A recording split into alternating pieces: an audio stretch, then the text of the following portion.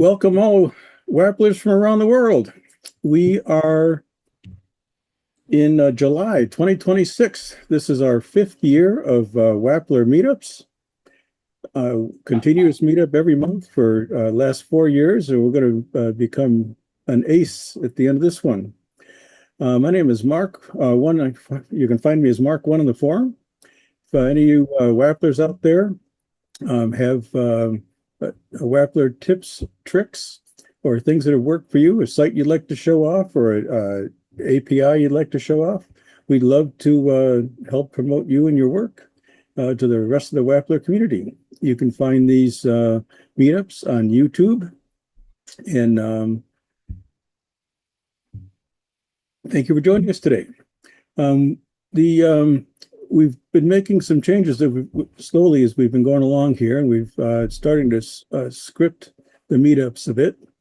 Today's meetup is going to start with a pre-planned presentation by Brian English, and then we're going to go into a Wappler conversation afterwards. So I would like to introduce. The man doesn't need any introduction. Mr. Brian English from the UK or outer space. I don't know. He's in orbit. Well, take it away, Brian. Hi, everybody. What I wanted to show you today is a project I've been planning for, I suppose, years, really. And over the last 3 or 4 months, decided to give it a go. And that is a PayPal checkout.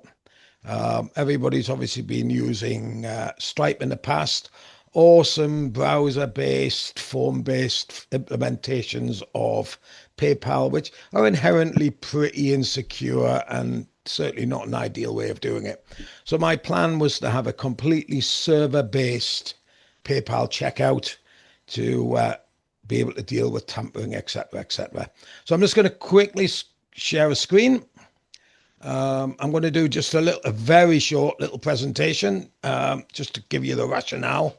Everybody should now hopefully see PayPal checkout on the screen. Yep. Yes, sir. Right. So basically, the idea was to produce a server-based PayPal module. So what we're using here, the tech stack, is we're using the PayPal API. And then we're getting the data back from that API via a bog standard PayPal webhook. For authorization of the information, we need to have 2 environment variables set, your client ID and your client secret.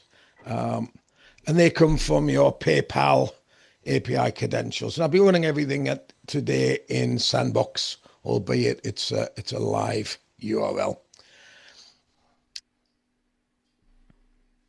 Quirks of PayPal, right? It expects certain items to have a particular name. Your item ID is expected to come over as ID, price as price, quantity as quantity, etc. And of course, over the years, people have built various checkouts and they might not necessarily have used those names. So challenge number 1 was to look at how we can get around that problem of these naming mismatches. So that people don't have to completely rewrite any sites if they want to implement this. Problems with PayPal. First of all, baskets. If they're a data store, they can be hacked. If you've got a submission form on a browser, it can be hacked. We've just talked about the data store names might not match. Other ones, dollars or cents, as I call it.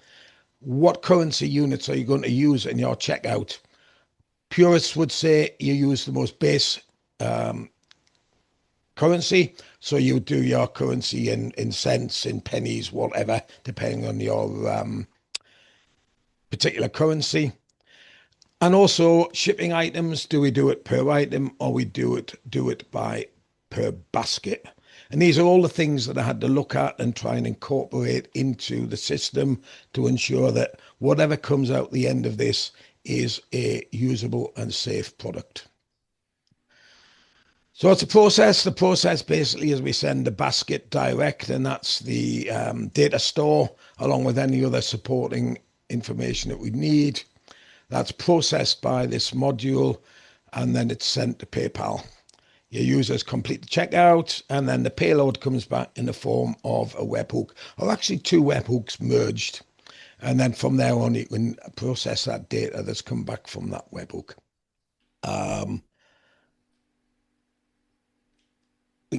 Again, webhooks are just straightforward enough. You will set them within your PayPal developers console. So I'm just going to close that off. And here we are. We're in our little happy place. We're in Wappler. And I'm just going to show you a very simple PayPal screen. Let's open that up. I'm just going to drag it over. This is effectively a fake checkout, and that's not the one I wanted. Just give me a second. Take your time, Brian. You're doing great. Is this one? Lovely picture. I called number one, and number two. Number 1, 2, and 2, 1. Numerically the wrong way. This is a very simple checkout. This is what people have done in the past. Excuse me. I just thought I'd allow you to buy pictures of me if you wanted, as you know, being a hero.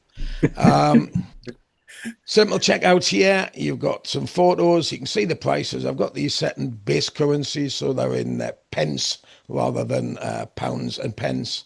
And similarly with the shipping. If I want to check out, there we are. We're straight into a checkout, and we pass that data to PayPal. And I'm not going to go any further at that stage, just other than to show you that's what's happened. And if we go back into PayPal, that's what we've got. We've got the data sent from your form in the form of a data store. I've just used the UUID as an invoice number for convenience. I've pushed that into an items database, sorry, an invoice database, just so it's there and we match it later. And then that is the extension settings. So it's fairly comprehensive. I'll take you through each of the different stages as we go through and show you the various things that you can do with it.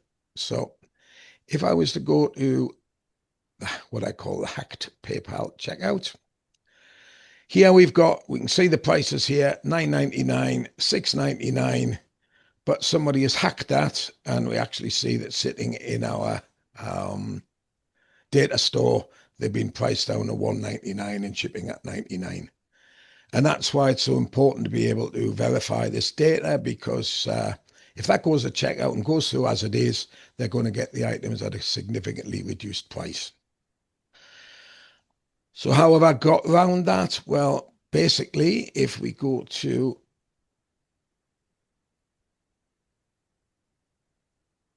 our PayPal output, we'll see a number of items that we've got here. First of all, I'm just passing an invoice number through. If you're running live, you just click live mode. We just point the server cart array at our post. Is it pounds? Is it pennies? Well, we tell it simply by a checkbox. Basket is base unit currency. In other words, in my case, I'm using it as pennies. And then we have a mapping. That mapping maps the basket checkout names to the required names for PayPal. So if we added a fresh one in here, you'll see it gives you the 5 items, and you can simply map them in from here using the picker. So that's straightforward enough to do, which means that we can match this to any combination within your data store coming through in your basket. Do we move that? Obvious ones, as always, we need a cancel URL and a return URL. And at the moment, I'm just returning them back to the same page. Then we have the DB database is also in base currency. So if I look at our items here within thing, Very, very simple one. This, you can see that our item prices are in pennies, not pounds and pence, as is our shipping. We then can say check prices from the database, and this is where we can validate all those prices. We enter the database connection. That's obviously our DB connection up here by name. I wish we were able to do that by a picker, but it's unfortunately not there. The table that they need to look at for those items is the items table. The unique ID for it is item ID, as we have here, and the price is held in item price. Then optionally, we can also have a checkbox here for check shipping prices, and we tell it that shipping is within item shipping. So that means that if that fake checkout that we had goes through this system, all those prices should be corrected. So let's have a look and see what happens on that one. Here's our hack checkout. I'm going to head to checkout. I'm going to just pay with a debit and credit card because it's much easier, because otherwise you need two different accounts. I'm just going to, if you don't mind, I'm going to close that down, and I'm just going to open a different screen. That's a good idea.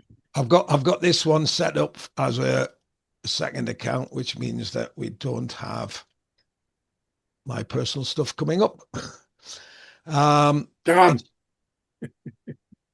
MasterCard. This is a card that's created within the PayPal developers console. So a security code can be absolutely anything. Again, this is not my details. It's completely made up. I don't want to create an account, so we'll just click that off. We'll click pay now. Now, bear in mind, these items were priced at $1.99. I already saw the new price of £25 something. At the top. Sorry, I've gone too far, didn't I? Yeah, it was at the top of the screen. I missed it. It's changed that price to the original prices. I'll just go through that again if people want. You'd like me to, because I jumped the gun a bit there. Yes, please. Yeah, right. So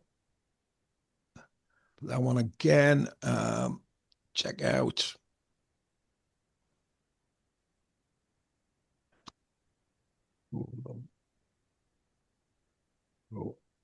Pay without debit and credit card. They're going to want an email address. And again, that's an email address from the PayPal developers console. I'm going to check out as a guest. Card number there, etc. But here you'll see we've got a price. Ah, there you go. And oh yeah, and there we are. You see those prices have been corrected, as has the shipping been corrected, and you are using the correct pricing. So it will correct that information completely. We have the option within the AP action to either accept that it's changed the prices, or if we want, there is an option, reject basket if faked. If there's a faking detected within that basket, then it will simply push you out with a 403 forbidden error. You've got a question, if somebody's hacked it, do you really even want to put the transaction through with the corrected prices? So you can just bounce them out and pick up that 403 error when it comes back. So if I understand this properly, you are building a shopping cart within the data store, which is in the browser. And when you send it to PayPal, you're using the item quantities, but you're sending the price from the database. Optionally, that's a job. To be honest, anybody who doesn't do that is probably daft. The reason that I gave that option is people might want to do it manually before they actually send it to the PayPal checkout, rather than letting the checkout do it automatically. But anybody who accepts a value that comes through from a basket is going to eventually get hacked. It's as simple as that. Mm-hmm. Can you, and you're probably going to do this anyway, talk a little bit about the webhooks and how Yeah, that's PayPal handles that? exactly where I'm going next. Right, so let's just go back to where we were. That's how a transaction will show up within your PayPal developers console. And you'll see there's actually two actions there. You'll see, first of all, the order is approved, and then it becomes completed. That's because there's actually two separate, think of it, it's the payment intent followed by the payment confirmation. Two stages. What I've done is within the webhook action, I have combined those two. So the webhook will come back with the approval with its appropriate payload. That will then send it back to PayPal saying, okay, we need to finish this. That is then completed. And then actually a separate webhook comes back from PayPal as to what information is required there. So it's quite a lot of info comes back, and we just pick that up in our webhook, and the webhook itself is just another server action. The biggie, and I think probably I'll explain the difference between the two webhooks, is the first webhook that comes out, that is the approval, has details of the items that are being sold.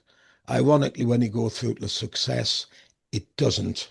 So what I've actually done is combine those two different webhook outputs into a single JSON object, which is output at the end of the process. So every single piece of information becomes available to you as a user from the picker to be able to process in whatever way you want. Everybody following that okay? That's what we end up with as a webhook. Status code, status message, just to make sure everything is right. This point up to hook data is the success return.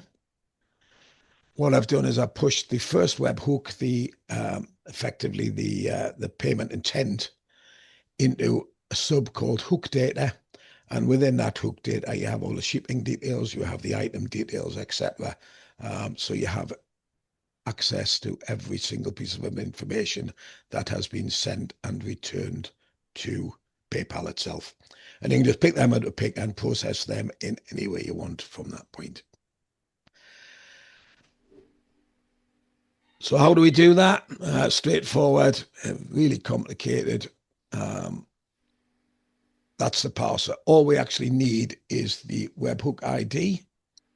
If I go back to that, where were we?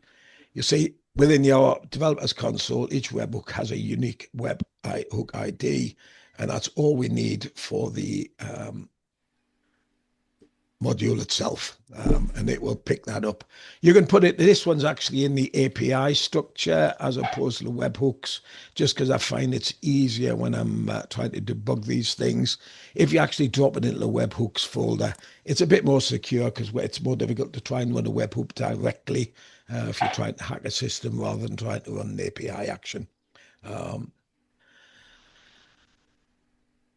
So when the webhook comes through, obviously it's difficult for me to demonstrate exactly what happens there because you can't see the output of the webhook. But if I go to our thing, that is a sample webhook. And I've got an option in there. So I should have mentioned that.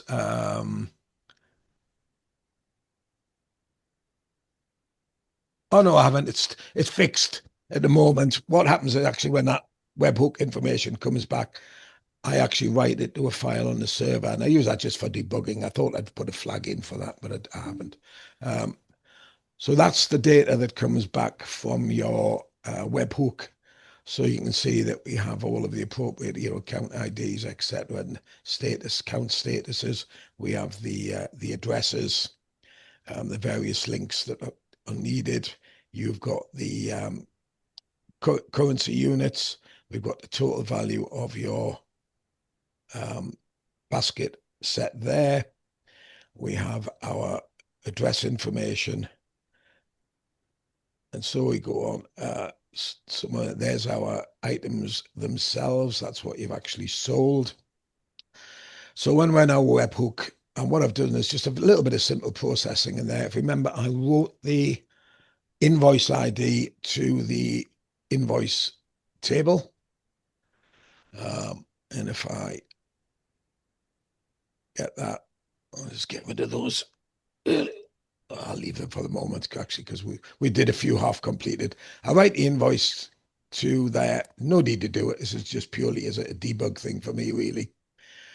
When we come back to the webhook, we pick it up, database update, and what I'm doing is I'm actually matching it on the invoice ID. And what I'm doing is updating total cost, the ID, and the status. We could put an awful lot more in there, obviously, but this is just keeping it simple. And then what I actually do then is I use a database insert within a repeat. And what I do is I'm inserting those items that are within that items payload to create those items within the invoice. So we end up with our invoice, and then we have an items table. God knows what's in here. That are inserted into the table when the action is completed. Since you're on Yep, sure. APIs, since you're on APIs, how do you? I'm not sure how PayPal works, but one of the struggles I've had with Stripe is getting the response back to the webhook and only getting one response back and telling Stripe to stop the transactions. Okay, does PayPal work differently? Yeah, no, well, PayPal does work similar way. It gives you a payment intent and then a payment completion. But what I've done is I've integrated both those actions into that webhook action. So the initial payment intent comes through to your webhook. That is processed and validated. If it validates, it then sends a message back to PayPal to say, okay, we need to now complete this transaction. And then that comes back from PayPal to say the transaction is complete. And at that point, that module is then completed and the output is available. And that's why I have to combine these two different webhook payloads into a single payload, because they are two distinctly separate payloads and they have different content. So I expose all of the content of both of those webhooks to the developer should they need them. Does that answer your question, Mark? Thank you. What else is in there? Yeah, I just added at the moment, added the facility for a couple of custom fields.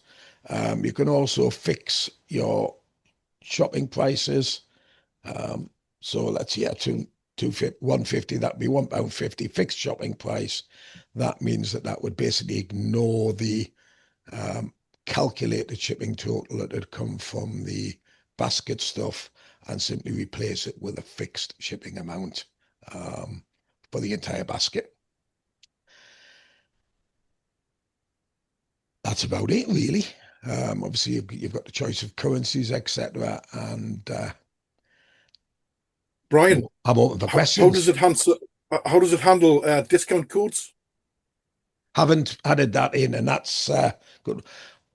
One of the sort of reasons why I wanted to bring this to everybody as soon as possible is that, I'll be honest, I do not do financial systems normally. I don't like doing financial systems. I don't like the responsibility of them. I find them too tiring. If somebody phones up and says my shop's gone down and I'm lying on a sunbed in Cambodia, don't want to play that game. So what I would actually like is suggestions like that to be able to do that. So I can look at dealing with discount codes as part of this, because this is very much a beta. There's a lot to do that. And what I really welcome is any comments in terms of extra functionality that might be required to be able to make this a more comprehensive system.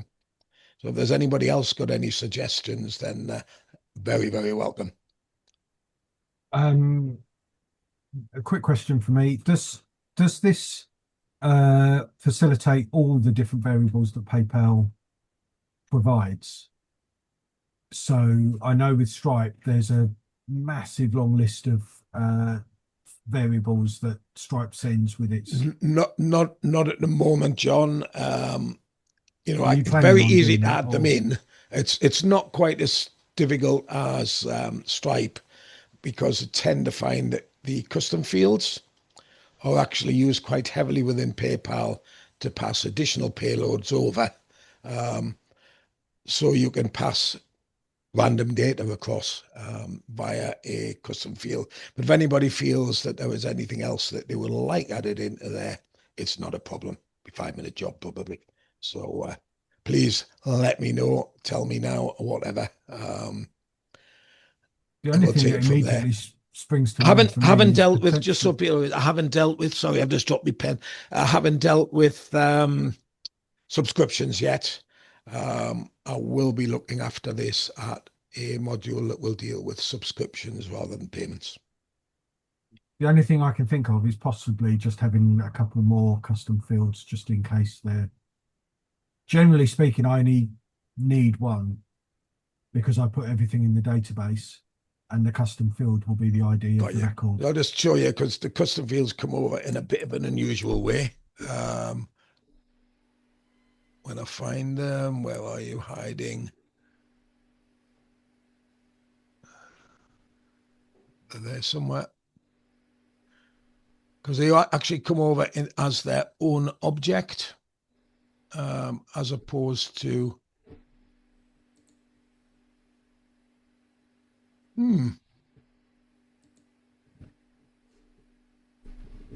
Oh, there we are. See that? So it's easy enough to add them in, but just bear in mind that you will have to pass that particular object to split it into separate, because it doesn't output it as 4 separate customer fields. It puts them out as an object of however many that you've declared. But easy enough. It's literally just a bit of HJSON to add as many of the custom fields in as you want. That's no problem at all. That's excellent. Go on, you can't all be that happy that quickly. Come on. Can you show us where you send information back to PayPal, telling them you've received the information? Do you want to look at a lot of JavaScript? You're more than welcome. I mean, the bottom line is it's all just, I mean, that's the webhook itself there. Did you write this in JavaScript, or did you use the Wappler UI? I didn't use a Wappler UI at all. To be honest, I tend not to. I used external Gemini with a bit of hand tweaking, because sometimes it'll build a good structure, but basically sometimes I need to just go in and just tweak a few bits here and there that I'm not happy with. So basically the process is it comes through with the first webhook comes through with a payload, which is a JSON payload, and also comes with post variables. Obviously, the payload is the information. Those post variables are effectively the validation.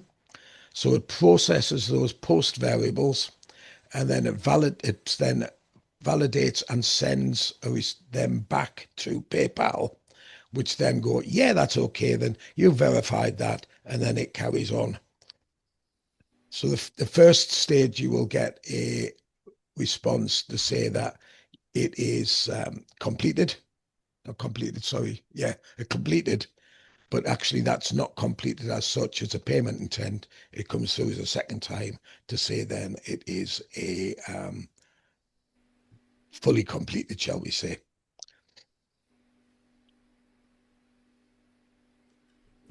Yeah, I think the problem is with our financial stuff is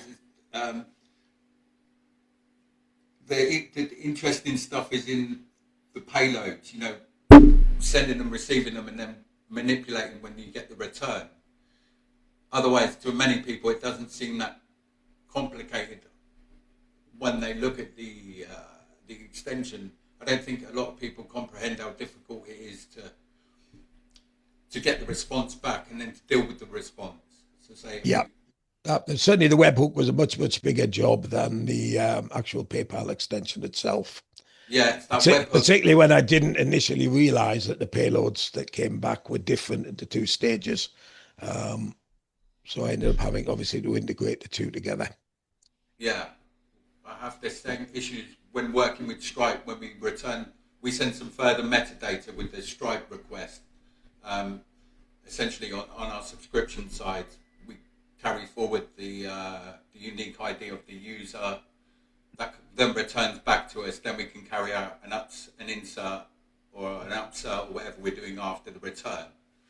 And I think, like with your extension, that's where the power starts to come in, the follow-up.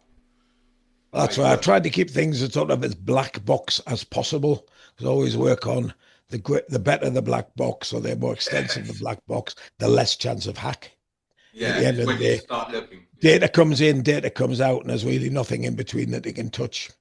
Yeah. Well, we had that discussion yesterday. Yeah. Well, you've seen what the answer was now. It's all too common, Brian, isn't it? Yeah, it is. I mean, it's so you see so many people who will do a very, very basic PayPal checkout based on a form that's submitted, and then it just goes straight to PayPal, and you really don't know what you're sending. Some of the smaller people say, I've raised it with them, they say, do you know what? If they've hacked it, I'll just reject the order. And as long as you put the old errors and omissions accepted type thing onto your website, you're legally entitled to do that, but it's not the ideal way to do it. It should be done properly. Yeah, you also run the risk of losing your merchant account. Yeah, that's a good point. Yeah, Stripe will come down on you like the proverbial ton of bricks if they see that repeat. The downside with Stripe, I think, with some people is that it's not available in all countries. I did some work for a company in Israel some years ago, and they couldn't touch PayPal because it's not.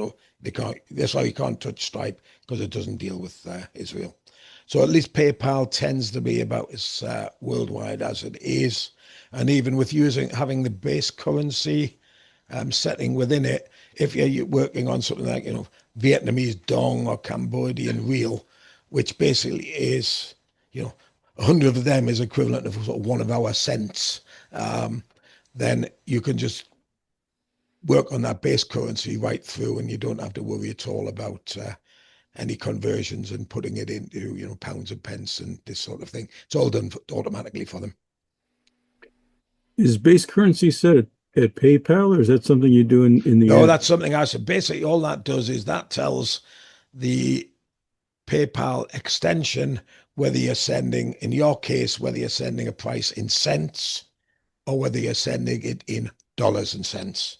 Okay. So if something's $9.99, you either send it as $9.99 or you can send it as 999 cents, which technically is better because you're less likely to have any rounding errors, etc. if you work on a base currency. For most people, it probably wouldn't make much difference, but I thought it's important that it gave that flexibility. So you need to tell it, first of all, the base currency, whether it's coming through from the basket in base currency, so that it knows, because PayPal expects it to be in a normal currency format. And then, so that is up here to say the basket is in base unit, but you also need to tell it if the database matches that. The rounding thing is quite a phenomenon. I think they call it Gaussian rounding or bankers rounding. Yep. And then in about a year, when you see that your accounts are down by 3 cents and you try to figure out where it's occurred, we have a very anal accountant, and we had that issue in the past with this is where I learned about Gaussian rounding after the decimal point and the amount of decimals thereafter. Yep. Yeah, so when you start... So it's if you're working in integers, which is effectively if you're using this base currency unit, you don't have these rounding errors. That's a big issue. It's better off avoided, definitely. Brian, I have a couple of questions. Sure. First of all, this is actually going to be an excellent extension. Thank you. I have been using Stripe, but my clients actually they keep asking me for PayPal.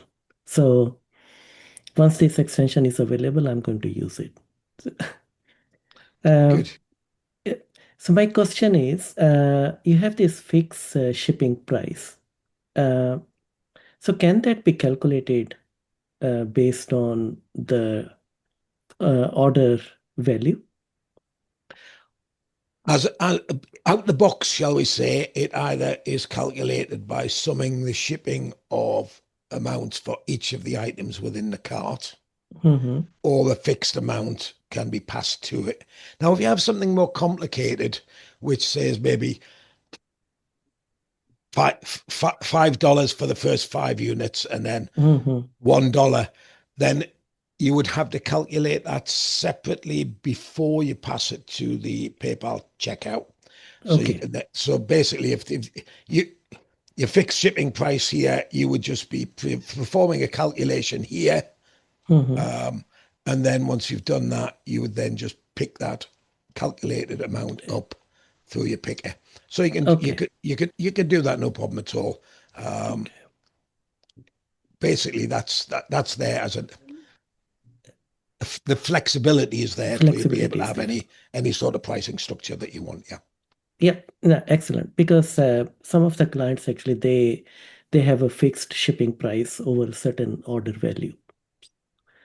So we have to calculate how much is the order value, and Yep. then we apply the shipping cost. Got you. The second question is in your PayPal webhooks, the ID was hard coded. So how does it actually know that this is the webhook ID it has to apply?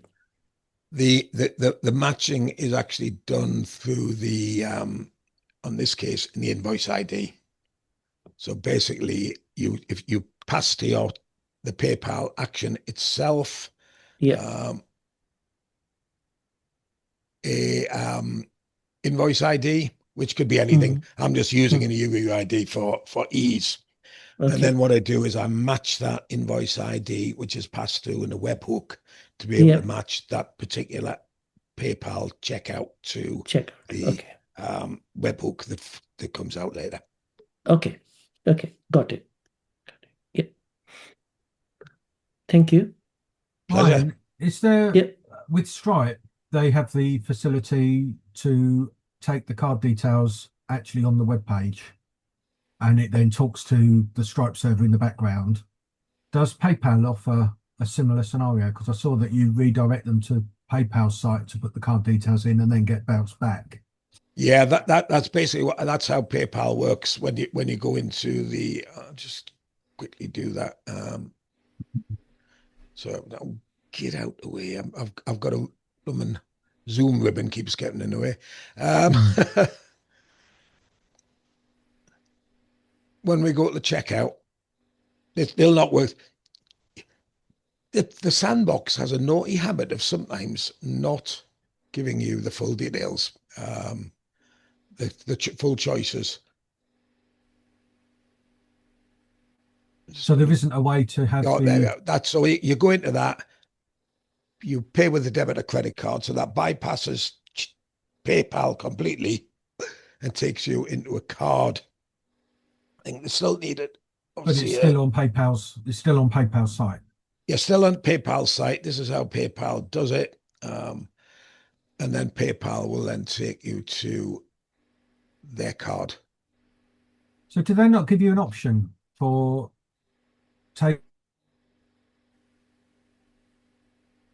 taking the card details on the site itself, like Stripe does? What? So you actually put it on your website page Stripe, rather than exactly self-hosted. I don't know whether that can be done or not. I'll be honest. I'll look into that. I'm not convinced whether that's a secure way compared with the method of doing it. The Stripe way talks behind the scenes. Yeah.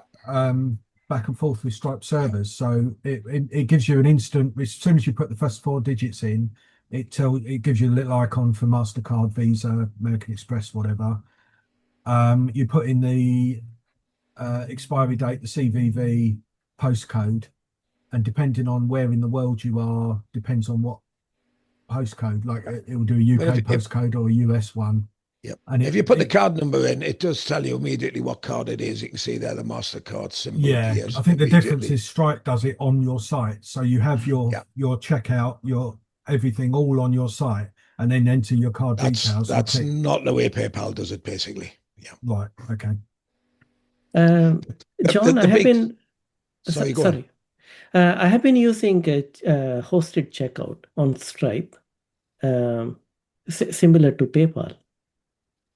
I think Stripe's older API offered to have checkout on your website. I think it changed actually with the new APIs. You can still host the checkout on your own website, Sully. Yeah, I was looking for it, and then I actually I went ahead with the hosted Stripe. Yeah, we do a similar thing with one of our websites. We have, just as John was talking of, self-hosted checkouts. So Okay. we've validated our domains with Stripe. I think the differences with PayPal and Stripe is a lot more commercially, you have a lot more commercial scope. And PayPal is, I won't say simplified because I don't want to put, what Brian's done is incredibly valuable for everybody. But I think the way PayPal works as a financial mechanism, it is just built to be a little more simpler than Stripe. Stripe just, I think that everybody is a Google team leader when it comes to the implementation. But yeah, you can still host a self-hosted service within your own pages. It gets a little more difficult with validation for the domain and some other hoops you have to jump through. Okay. But it is still possible, and I think still possible within the Stripe components that Wappler offers as well. Okay. It's just a pain to set it up. I think that is where I decided actually to go with the hosted Stripe checkout. Yes. They call it Elements now, don't they? I think before it was called something else. Yes, it is called Elements now. Yeah. Yeah. But I think what Brian's done is actually he's put a good layer of simplification on there. I'm not putting the extension down in any way, Brian. I fully admire. I get that. I'm just trying to say that the difference between Stripe and PayPal is actually quite an ocean, really. Yeah, no argument at all with that. Then Stripe is far more sophisticated, but also probably not as popular with the average. Certainly, the small user. If you're running a big business system, use Stripe. But for the people who are doing a website that sells merchandise or whatever, then they're very happy to go with PayPal and see what happens instantly. Goes into the PayPal account. They don't have to wait for Stripe to feed it through into bank accounts, etc. Yeah. That's the other thing, obviously, is instant payment. Yeah, absolutely. Yeah. Well, Brian, I want to thank you again. It was another excellent presentation. Thank you. The only comment I have is I think you got the prices on the pictures reversed. I think the photo with Debbie is much more valuable. That's my attempt at humor. I've got to say yes on that one in case you watches this video, haven't I? What a great husband you are, Brian. Just writing never. Can we get signed copies? Yeah, if you're willing to pay, I'll certainly sign a copy. Yeah. I love it. That's great. All right. I want to thank everybody for joining us today. Brian is been the most often presenter. I can't find the word for it. And in Prolific videos. Thank you, prolific presenter. Thank you. Common. Thanks for that, John.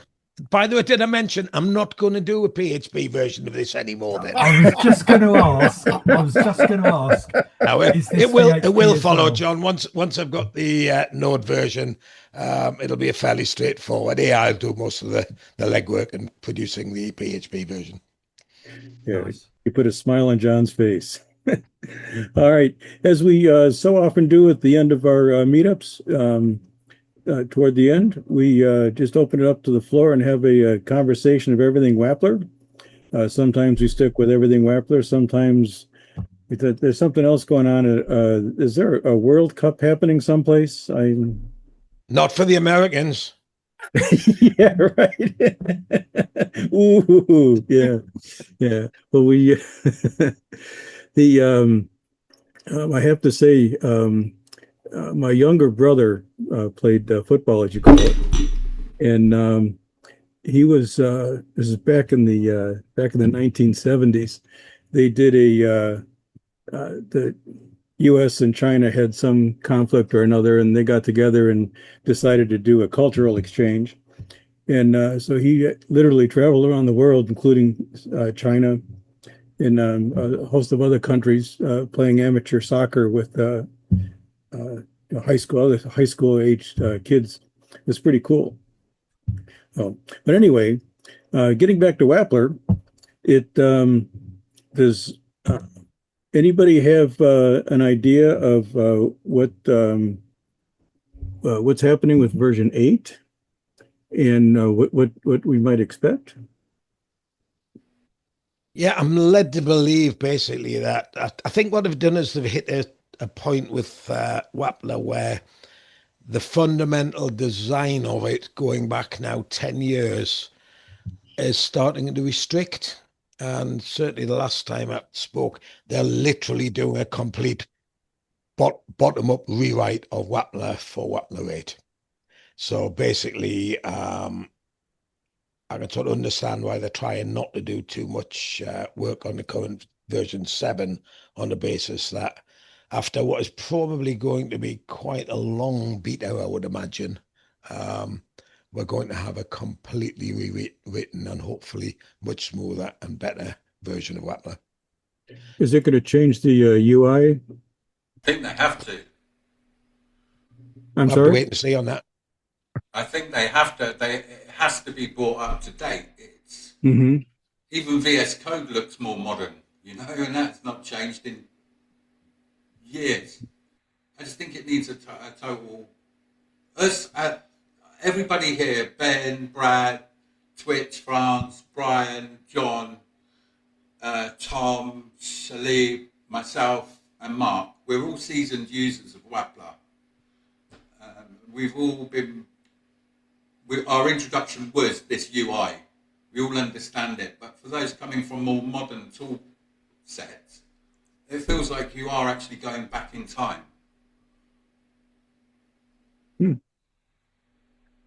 has to modernise it, both with support for other frameworks and not to be so fenced in. I mean, I'm still going to use it for everything, but there's a lot of stuff that I now do outside of Wappler, more than ever. I'm been doing this for 5 years, and I'm still finding Easter eggs or surprises in the interface that are just incredible. Oh, it ought to be interesting to see what they come up with. You swerved into something, Mr. Cheese. I don't think Twitch and Franz, where are you guys from? You can tell us or put it in the chat, whatever's easiest for you. I'm from Texas, US. Texas. Yeah. Cool. Hello, everyone. From Argentina here. Awesome. Very good. Well, thank you guys for joining us, man. World Cup again. Good to be here. Oh, yeah. Tough game tomorrow. I don't know what to say. We could be facing you. Oh, yeah. But I don't know what's going to happen. I won't do a bet That's for sure.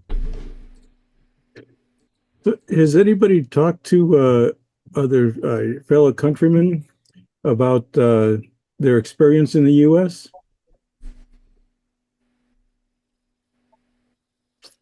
We're seeing a lot of Americans moving over here into Europe. Mm-hmm. For the last 2 years, there's been predominantly American immigrants coming over here and purchasing everything. So there seems to be quite an exodus of affluent people leaving the States right now. Mm-hmm. Which is ironic because we've got a load of affluent people leaving the UK as well. Yeah. Well, I'm in Portugal. I'm in Portugal here, Brian. Yeah. All right, got you. But, Seem to like Lisbon and the West Coast. oh, very nice. Yeah. Well, my son attends University of York, so he's not quite an implant yet because he's back over here doing an internship for the summer. But he does enjoy living in York. So who knows? He may yet be another American ending up there. Yeah, that's just down the road from me, York. About 70 miles. Well, Twitch, I got 2 words of advice for you when you're talking to your son. 2 words of advice for him, and that is extra bedroom. So he can come visit. Yeah. Well, the plan was to come. He graduated his undergrad this summer, but because he got this internship, our plan was to go there for the graduation, but the graduation wasn't happening for like a month after school finished, and his internship was going to start here in the States. So we didn't get to go over, but he's going back for his master's. So we're hoping next summer, we'll be able to go visit, and we want to hit a couple of places because he travels all over Europe. It's seems pretty easy for you guys to get around over there. He tells me about the cheap, travel. I mean, I can't even get to fly to Dallas for less than $800, and he's flying back and forth all over Europe for nothing. So I look forward to visiting several places when we do come. We had an exchange student from Latvia that stayed with us for a year. So we hope to go visit there as well when we're over there. It sounds like a great trip. Yeah, we'll see. What's he studying? He is what is exactly? It's computative linguistics, I think is what he said it was. He speaks several languages, French, Spanish, a lot of Turkish and some Japanese, but that's his thing. Pretty smart. But what he's working on, he works with AI coding and teaching AI, and that's what he's doing at his internship for Kiewit. It's a company, a large company here in the United States, out of Omaha, Nebraska. So that's where he's at their corporate offices. And I mean, I understand the coding but they do everything in Python, so I don't know Python. So I without Wappler, I'm lost now. I used to hand code in PHP, and I've forgotten so much of that now that I'm kind of spoiled by Wappler. And when I saw discussions about when I see Wappler not being updated, or I can't even get the scheduler to work now. It worries me because I'm so entrenched in it. And I worry about the new version, what all it's going to break, and how much I'm going to have to redo of some projects. And I'm sure you guys have those same fears as well. Yeah, I think that's where we've really got to be thorough in testing Wappler 8 in beta, and throw single thing that we find that is problematic back at the team. Because when that finally goes into production, we should not be expected to make any significant changes to any base code that we already have. Otherwise, that's going to upset an awful lot of existing users. Sorry, that's a hugely important point, Brian. I mean, I've still got 3 outstanding projects in ESP that I've yet to move on. So if there's too many freaking changes, then that involves a lot of work. I'm of the hope, and I think I saw this somewhere, that version 8 will allow version 7 to run alongside as two completely separate applications. So I'm kind of thinking the worst case scenario is I mark a project as, remember, use Wappler 7 for this. And obviously not gain whatever Wappler 8 adds. But It wouldn't always be run ideal. the beta of the next version alongside the question is when Wappler 8 comes out of beta into full production, they're not going to want to continue supporting Wappler 7 as well. So there's got to be at some point some transition between users on Wappler 7 going forward to Wappler 8. Otherwise, they're just going to be locked into the Wappler 7 final forever, aren't they? Yeah. I think Yeah, there's I mean, it is a fine line that they've got to walk with that, because all of us are using 7 and some things aren't working. I posted the bug about the scheduler and I don't think it's had any replies at all. Luckily, it's not critical to the project I'm working on right now. It would be nice to have. But this is a brand new project I started, and so that's in the back of my mind, like, okay, I'm writing this a certain way. Is it going to work when 8 comes out, or am I just going to have or if it's a massive UI change, are we going to be lost? Because there was a learning curve for me with Wappler. I believe I started on version 5, or maybe it was late 6 or early 6. I don't remember. It was brown and red. I remember that. But so that's my biggest fear, because I mean, I'm in Wappler 8 hours a day most days, if not longer. I mean, it's my main tool, and so it, it's a scary proposition to have to change. Now, I will, full disclosure, I did, kind of search the other day. I think I don't remember who brought up the topic of, that the community's dying, or it feels like it's dying in the chat and all that. I hadn't been in there in a while because I've been so busy. And I'm glad I was able to make this. I've been wanting to make these meetings. But this seemed like a very important one to make so we could talk about this kind of stuff. And now I just lost my train of thought. Oh, I don't remember who had put it, but Yeah, I think it's been raised a couple. I think I raised it some months ago, and then I think it was Cheese, wasn't it, that raised it again quite recently. And certainly, I think people are as they're using AI more and more, are seeking less and less help in the forum, which in turn is meaning that it's got less and less draw to people to come into it. And it's a shame, because I think one of Wappler's biggest and strongest points has been the community as opposed to the product. absolutely. That's what gave me the confidence, because back then it was very active. The developers were very active, and that's what gave me the confidence to jump in to Wappler, because I knew I had help. And yeah, I use ChatGPT, and it throws me very Wappler specific stuff. It's great. But I use it for UI stuff mostly, and then I go and tweak it. I haven't used it for any of the backend stuff. I think Right. also, as people get more experienced, which of course we all are, because every week you're using it, you're going to gain experience. The questions reduce. So most things that I'm doing are things that I've already done in another project or in this project previously. So I'm not asking the question that I would ask 2 or 3 years ago. And so as a result, and also I think it's really good to hear why. I mean, the team, I think, are quite, because they're heads down working on, if it is a complete rebuild from the ground up, then that's a big undertaking. But I yeah, think and you have to maintain that familiarity as well. yeah, they do. I do see them pop up from time to time. It does feel like there's less interaction with them, but I think it's because there's not the call for them to interact. But also, and on the UI change for version 8, if there is going to be a big change.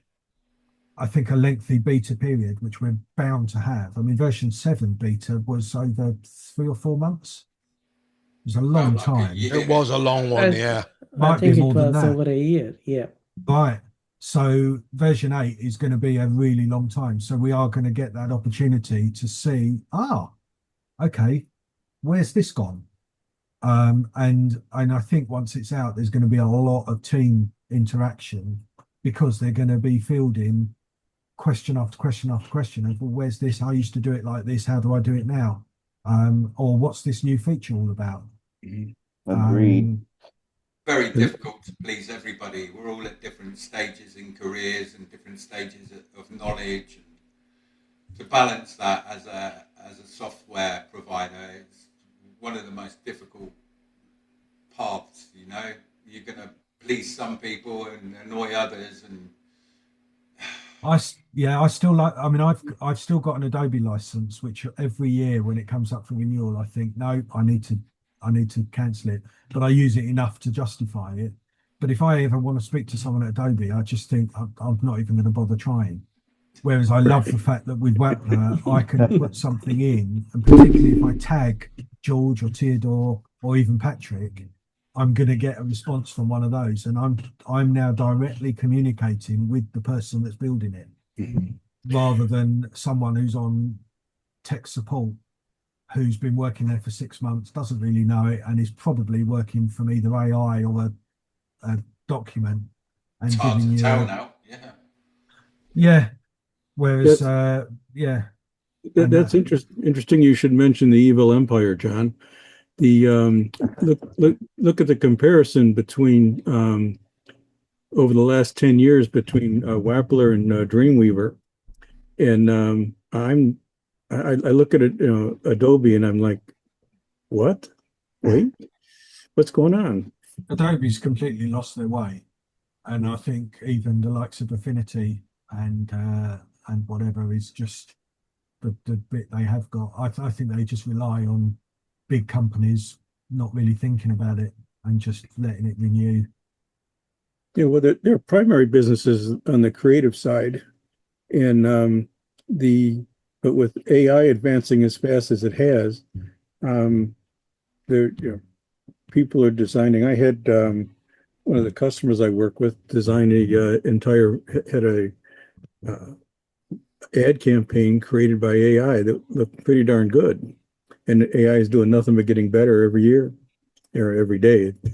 I think it was either, I don't think it was last Christmas. I think it was the Christmas before. The Coca-Cola Christmas advert was 100% AI generated, and they came out right as soon as they brought it out. They openly said, all done with AI. The holidays are coming with the big Arctic and whatever. Yeah, and crazy. You'd be paying a team of designers huge amounts to do that previously. Yeah.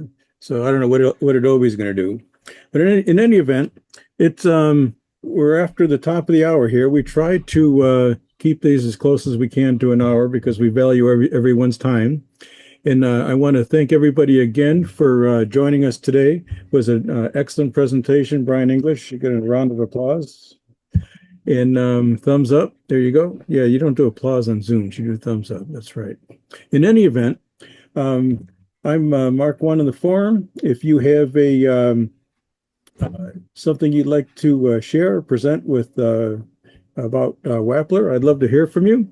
The one thing that Wapplers like doing is watching other Wapplers code. So if you wanted to do something on live coding, or you've got a special tip or trick you'd like to share, I'd like to hear from you.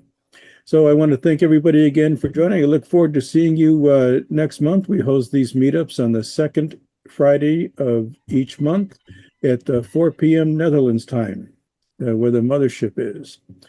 So I wish you all well and have a very safe and prosperous rest of the month. And we look forward to seeing you next month. Take care and have a wonderful weekend. Thank you, Mark. Bye. Thank you. And Thank you, everyone. Thank you. And let's see if we can get more people from the community into the let's see if we can get more people from the community into the